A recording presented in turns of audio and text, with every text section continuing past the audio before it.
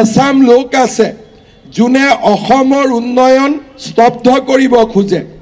আজি ডিব্ৰুগড়ত আমি 2খন উৰণীয়া সেতু নিৰ্মাণ কৰিছোঁ।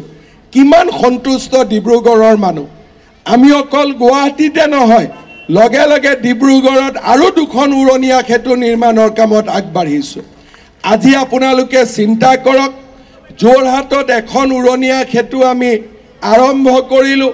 ৰাইজে ক'লে দ্বিতীয়খন কৰক, দ্বিতীয়খন কৰিলোঁ, তৃতীয়খনো আৰম্ভ কৰিলোঁ।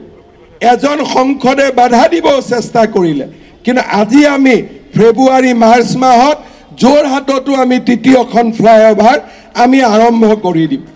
যেতিয়াই মানুহে বাধা দিয়ে, যেতিয়াই পেপাৰে পত্ৰে সমালোচনা কৰে, মোৰ গাত এটা অদ্ভুত কৰবাৰ পৰা শক্তি আহি যায় যে আৰু দুগুণ উৎসাহেৰে কাম কৰিবৰ কাৰণে। যিসকলে কিয় ফ্লাইঅভাৰ বনাইছে বুলি মোক সমালোচনা কৰে, তেওঁলোকক মই এটাই উত্তৰ দিম যে অসমৰ চাৰিওফালে মই ফ্লাইঅভাৰ বনাম, চাৰিওফালে মই ফ্লাইঅভাৰ বনাম, এক জেগাত নহয়। আপোনালোকে যদি মোক এটা দিন গালি পাৰে কিয় ফ্লাইঅভাৰ বনাইছে, পিছদিনাখন মই 2খন ফ্লাইঅভাৰ চেংচন কৰি দিম। গতিকে কাৰণ অসমৰ ৰাইজে উন্নতি বিচাৰে, অসমৰ ৰাইজে বিকাশ বিচাৰে। তাৰ প্ৰমাণ কোনোবাই যদি চাব খোজে, আজি ৰাতি 12টা বজালৈকে ইয়াত থিয় হৈ থাকক, যিমান ল'ৰা ছোৱালী আহিব চেলফি উঠিব, সিয়ে প্ৰমাণ কৰিব যে অসমৰ ৰাইজে উন্নতি বিচাৰে।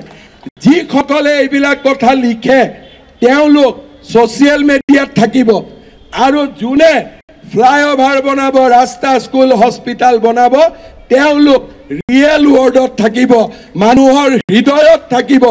আৰু যোন মানুহৰ হৃদয়ত থাকে, যোন মানুহৰ অন্তৰত থাকে, যোন মানুহৰ বুকুৰ মাজত থাকে, তাক কোনো সমালোচনাই মানুহৰ পৰা পৃথক কৰিব নোৱাৰে।